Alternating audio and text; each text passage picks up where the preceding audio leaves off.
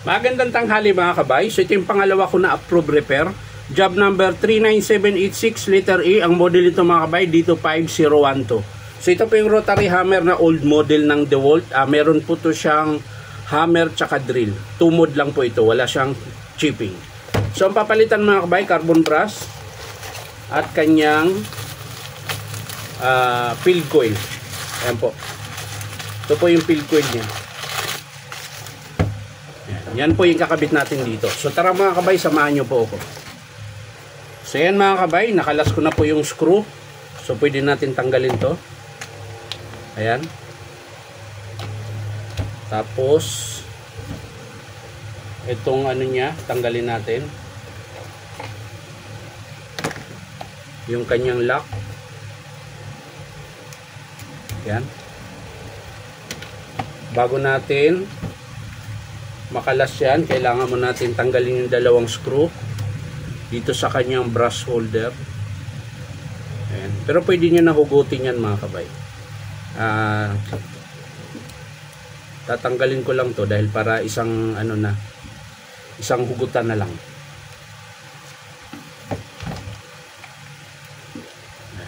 So ulitin ko mga kabay, sa mga gusto magpa-repair, punta lang kayo dito sa Powerman Hardware, 530 T. Alonso, Santa Cruz, Manila.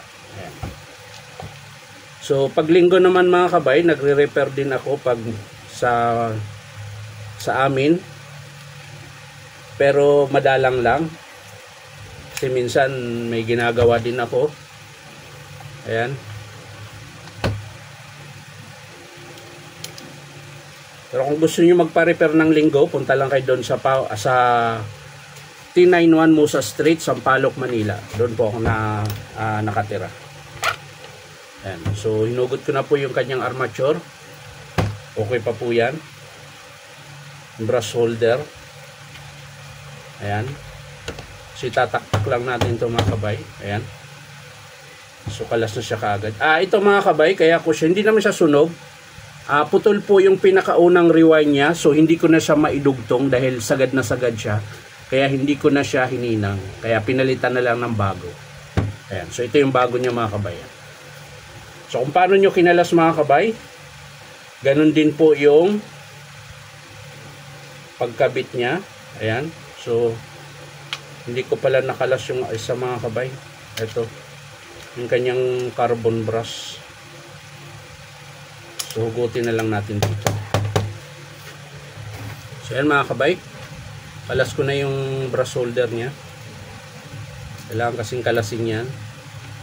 Tapos kabit natin. Subukan natin kung hindi maluwag. Kung hindi siya maluwag mga kabay, hindi na tayo magsasapin. Ayan. So okay lang siya mga kabay. Ayan. So wala po siyang palag. Pag ito pumapalag mga kabay, kailangan nyo pong sapinan ng piece paper ito paikot. Ayan. Ito po yung ginagamit ko pag maluwag yung field coil. Ito po yung nilalagay ko, iniikot ko dyan. Ayan, syempre lagay mo siya ng pandikit. Kahit anong pandikit, basta didikit siya dito sa bakal. Ayan.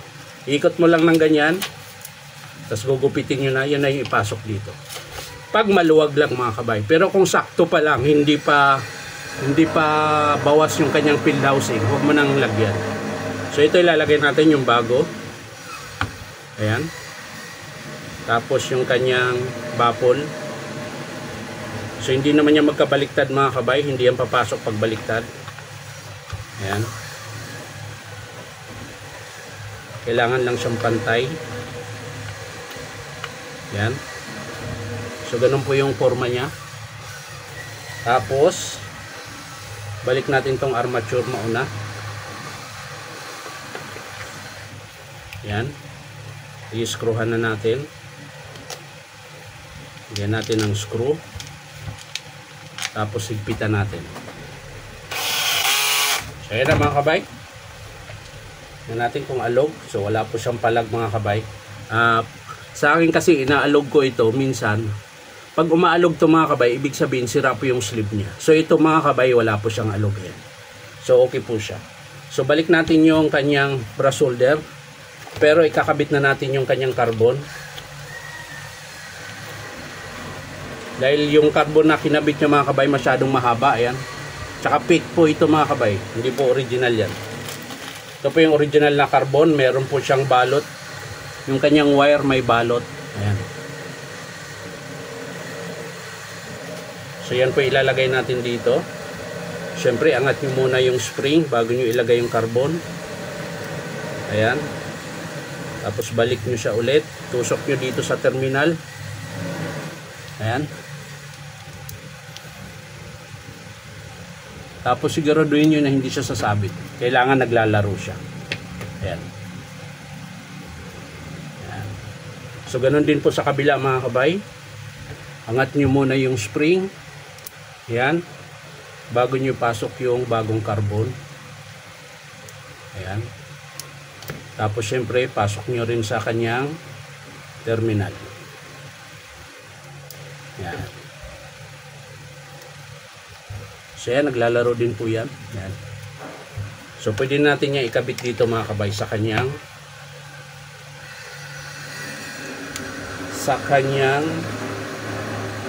yan.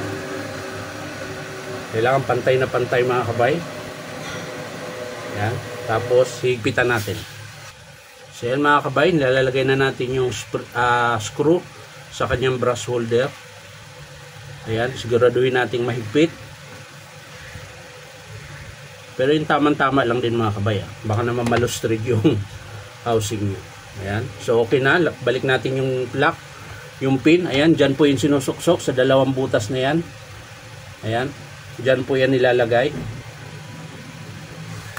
Ganyan. Tapos tulak nyo lang.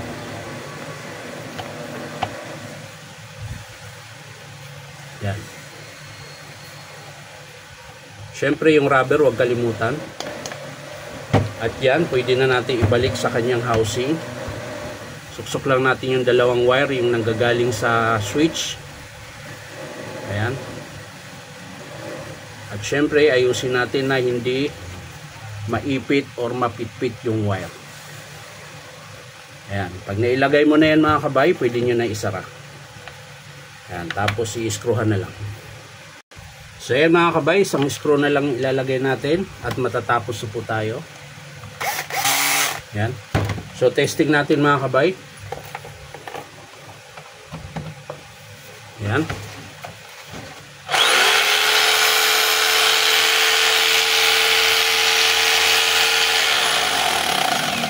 So yun yung forward. Ito naman yung reverse. Pag nagsilik kayo ng reverse mga kabay, laging dalawang yung hinlalaki tsaka yung tuturo nyo po ang gagamitin nyo. Laging dalawa. Hindi pwedeng isa lang, gaganunin nyo lang, hindi. Minsan nababali po yan. Kaya kailangan ito po ang gamit nyo pag nagsilik ng reverse. Yan. So ito, reverse natin.